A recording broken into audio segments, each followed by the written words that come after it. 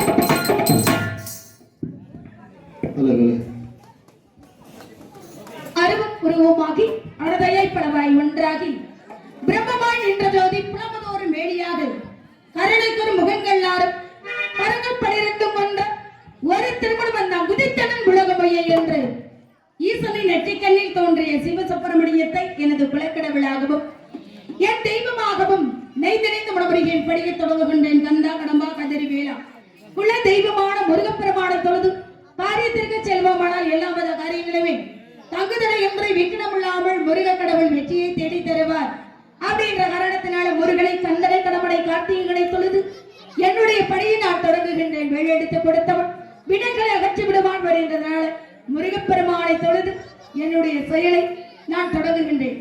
ஏன் முருகனை தொழுகணும் அப்படின்னா வள்ளிக்கு குல தெய்வம் இஷ்ட தெய்வமான முருகனை தொழுதால் எந்த ஒரு தமிழனாக இருந்தாலும் எந்த ஒரு மக்களாக இருந்தாலும் குல தெய்வ வழிபாடு என்பது உலகத்தில் முக்கியத்துவம் உள்ளவா. குல தெய்வ வழிபாட்டை செய்தோமான எல்லா செயலும் வெற்றிகரமாக அமையும். ஆடியன்ற இறைவனுடைய அருளும் நம்மளுக்கு முழுமையாக கிடைக்கும் அப்படின்ற காரணத்தினால முருகனை தொழுது விடுவோமா.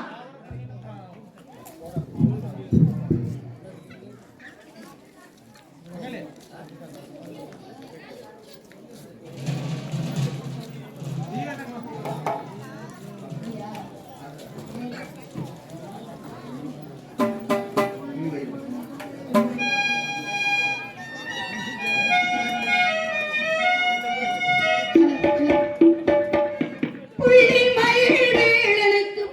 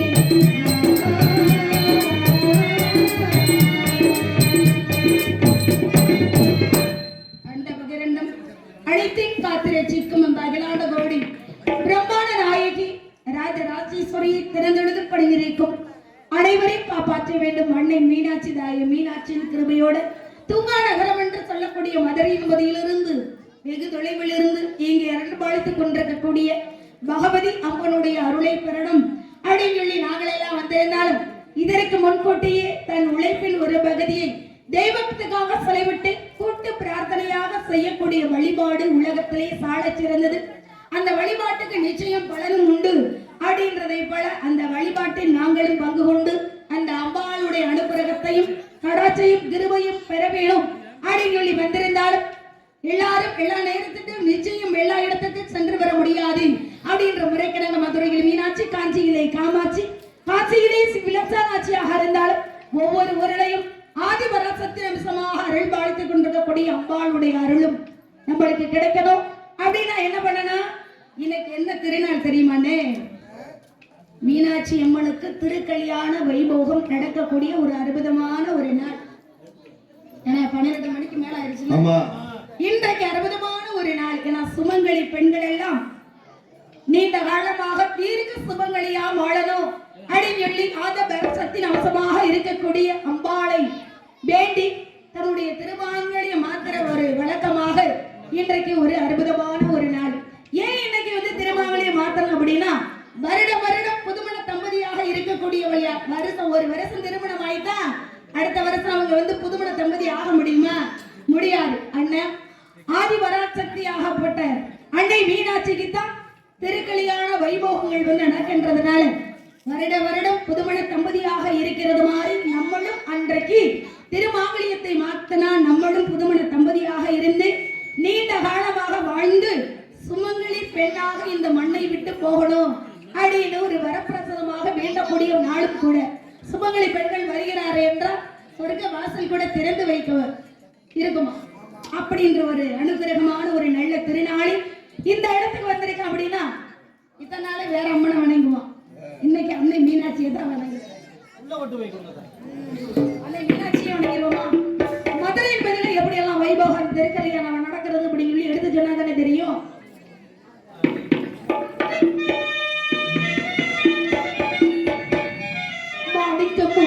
மதுரை மீனாட்சிக்கு மதுரையிலே முகூர்த்த நாள், காணிக்கையை கொண்ட சோமசுந்தர கண்களுக்கும் முகூர்த்த நாள், முகூர்த்த நாள். மதுரை மீனாட்சிக்கு மதுரையிலே முகூர்த்த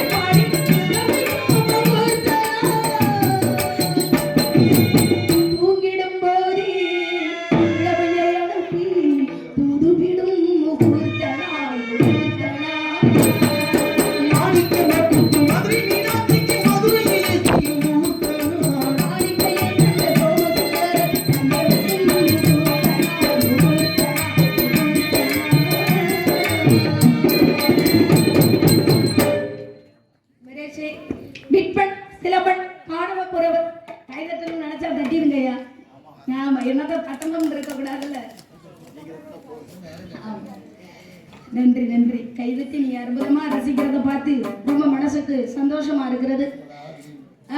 விராட்சி விற்பன் சிலமன் காணவர் குறவர் குச்சவர் எய்னர் பிள்ளர் காணக்க நடாறு என்னும் 8 வகை இனத்தினருக்கும் ஒரே ஒரு தலைவனான என் தந்தையானவர் பாகுபாடு இல்லாத காத்தவரது போல் முன்னோர்கள் வழிதிலே நானும் நடந்து மாதா பிதா சொல் தவறாது மற்றவர்கள் போற்றவும் மாற்றார்கள் வசை கூறாது ஆசானிட்ட வழிதிலே ஆச்சாரம் சிறிதும் குறையாமல் வாழ்விட்ட காரணத்தினால கதையின் பிரகாரம் சோழவள நாட்டின் ஒரு பகுதியான தொண்டை நாட்டில் இருந்து சின்ன கிராமமான சிற்றூர் அப்படின்ற இடத்தில் இருந்து வள்ளி ஆகிய நான் வந்திருக்கேன்.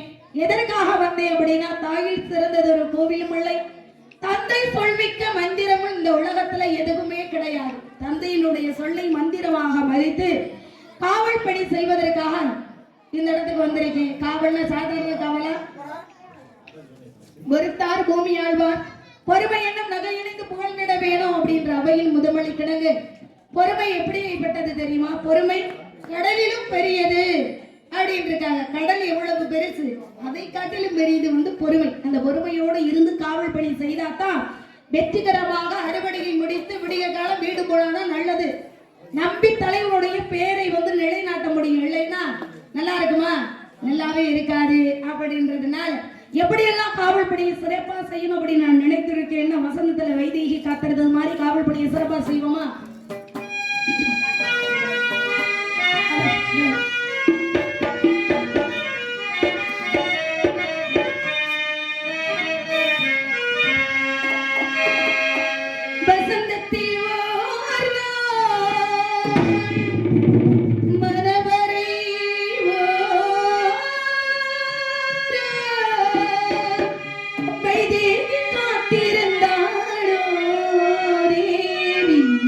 வைதேகி காத்திருந்தாளோ தேவி, வைதேகி காத்திருந்தாளோ.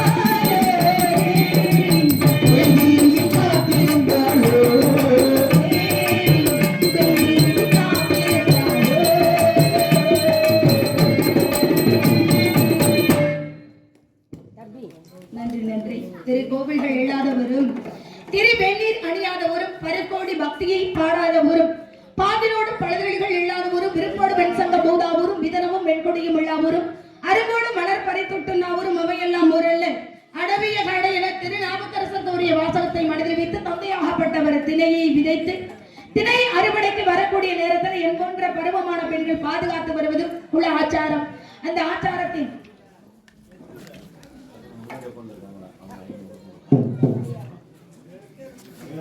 என்னை பாராட்டி விழா கமிட்டியார் இந்த ஊரு முக்கியஸ்தர்கள் இப்பாடலை பாராட்டி எனக்கு 500 ரூபாய் அன்பளிப்பு வழங்கி பெருமைப்படுத்தியுள்ளார்கள். அன்பு உள்ளங்களுக்கு என் சார்பிலும் எங்கள் இசைக்குழு சார்பிலும் நெஞ்சார்ந்த நன்றியை தெரிவித்துக் கொள்கிறேன்.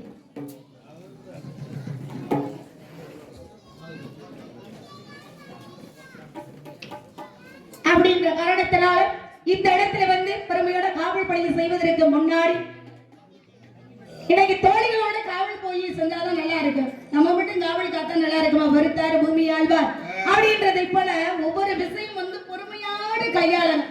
இல்லைன்னா நல்லா இருக்கு. என்ற பொழுதில் பெரிது பக்கம் தன் மகனை சான்றோன் என கேட்ட தாயினு தாய் நாட்டுல தமிழ் மண்ணில தமிழ் மக்களால பிறந்திட்டாலும் தமிழச்சியாக நான் இருந்து முதல் கடவுளான தமிழ் கடவுள், ஏன்னா முதல் கடவுள் முழு முதல் கடவுள் மும்மூர்த்திகளின் முதல் கடவுள், இப்படி எல்லாம் கடவுள்களுக்கே வந்து பிரிவினை வைத்திருக்கிறாங்க. முதல் கடவுளாக இருக்கக்கூடிய முருக கடவுளை வணங்கக்கூடிய தமிழ் பெண்ணாக இவ்விடத்தில் நான் வந்திருக்கிறதுனால எப்படியெல்லாம் மனசுல ஆசை இருக்கிறது அப்படின்னு எடுத்து சொன்னா தானே தெரியும். இல்லைன்னா தெரியுமானே? எனக்கு எப்படி எடுத்து சொல்லலாம், எப்படி எடுத்து சொன்னாலும் பரவாயில்ல. தெரியுமா தெரியுமா கேட்குறீங்களா?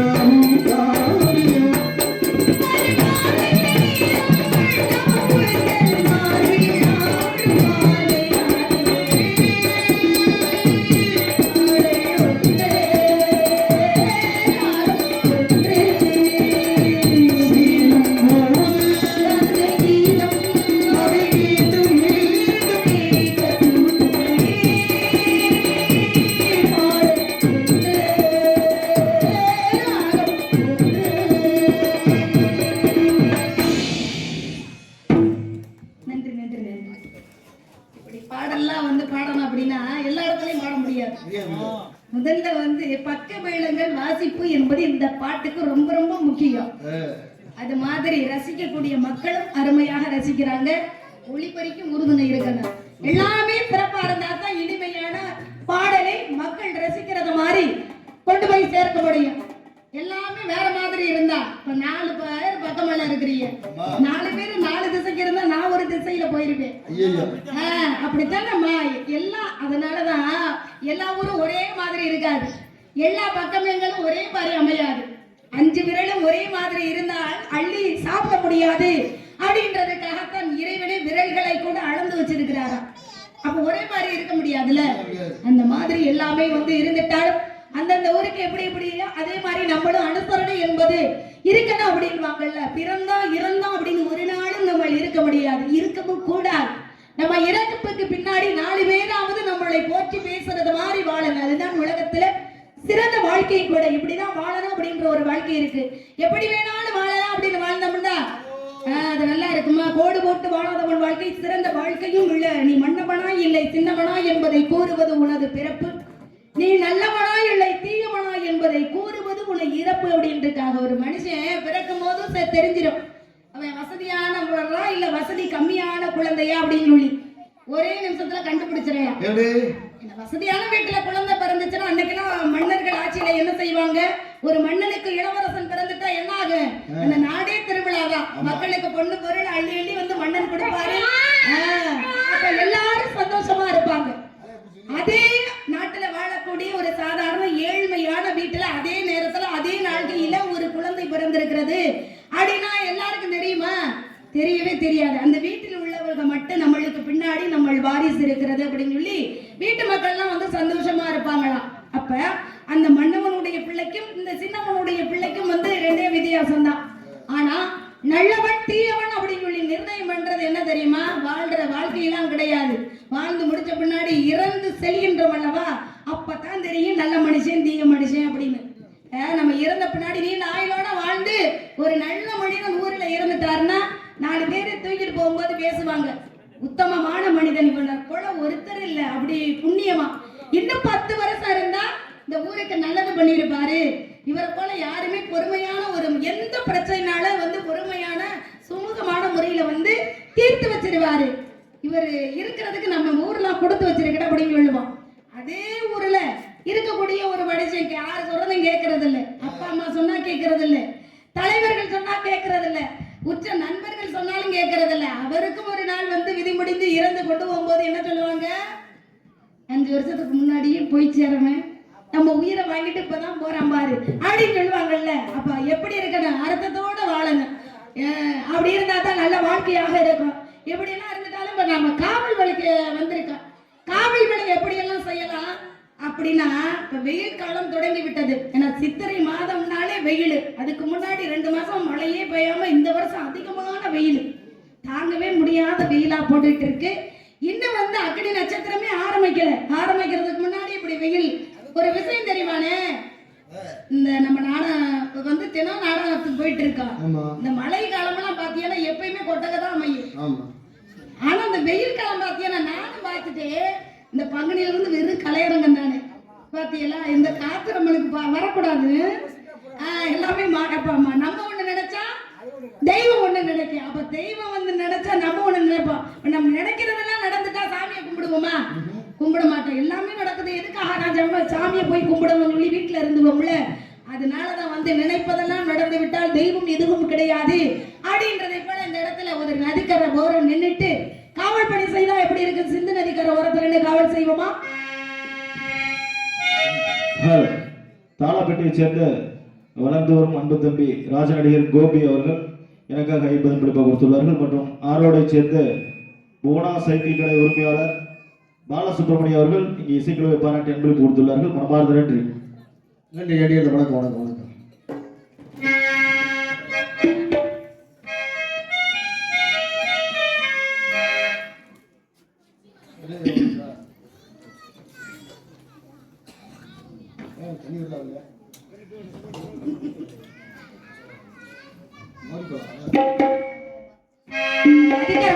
எப்படி காவல் செய்யணும்?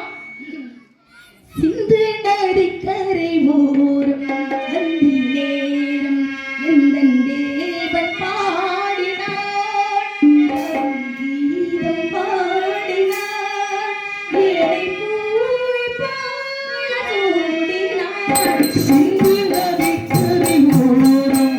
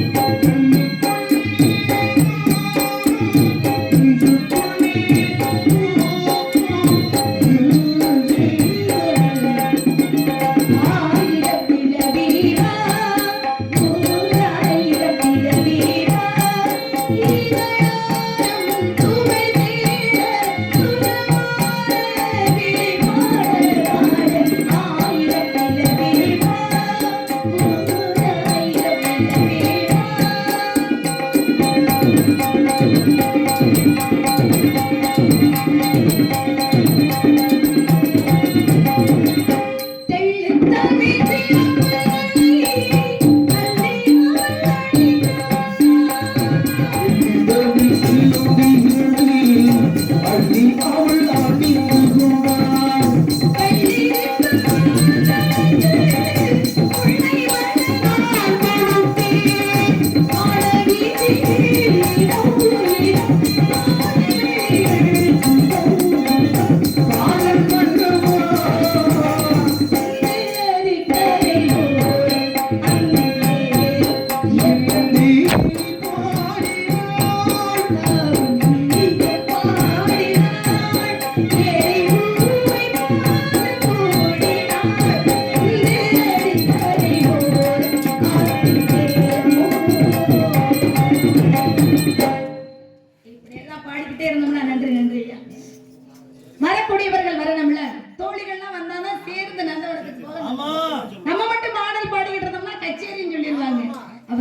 கலந்து இன்னைக்கு பாருங்க எப்படி எல்லாம் கலந்து காவல் பண்றோம்னு பொறுத்திருந்து பாருங்க.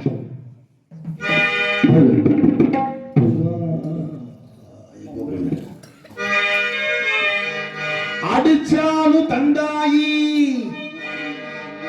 தன்மகனை குடிச்சா தானே ஒதுக்குறா.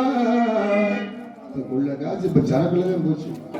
அந்த போன வாரம் இந்த ஒரு மாசமா எப்படி சரக்குன்ற இல்ல வியாபாரம் கவர்மெண்ட் காலம் ஒண்டியானாலும் காப்பாத்தும் தந்தாயி தன்மகனை குடிச்சா தானே வெறுக்கிறா. இந்த உண்மையை புரிஞ்சு நல்லது தெரிஞ்சு நடந்துகவா.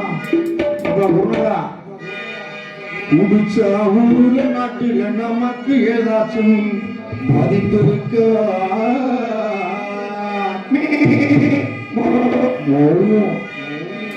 ஆடு வச்சிருந்த மாடு வச்சிருந்த 50 சம்பரி ஆடு வச்சிருந்த ஆடு வச்சிருந்த மாடு வச்சிருந்த 50 சம்பரி ஆடு வச்சிருந்த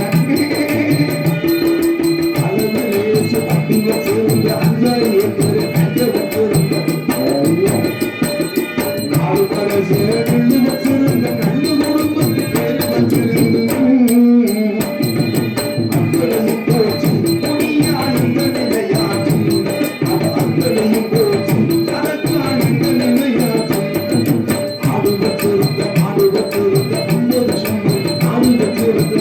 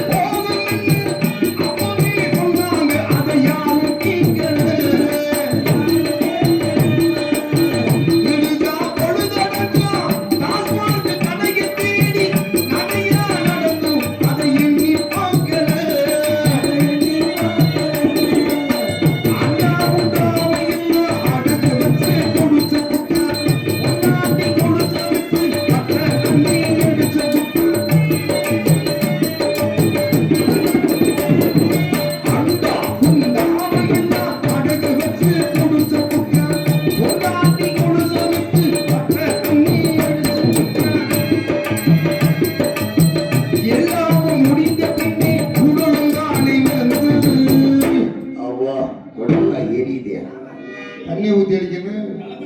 நம்மால் கண்டாடு சார் தூக்கி டப்புன்னு சொல்லி ஆவா குடிச்சு போட்டு ஊர்வாக்கி போல மண்டே மந்து வாங்குறாங்க. எல்லாமும் முடிந்த பின்னே குரலும் தான் இருந்தது. அடராமா கைகாலு நடுங்குது தெரு நாய் கூட சிரிக்குது.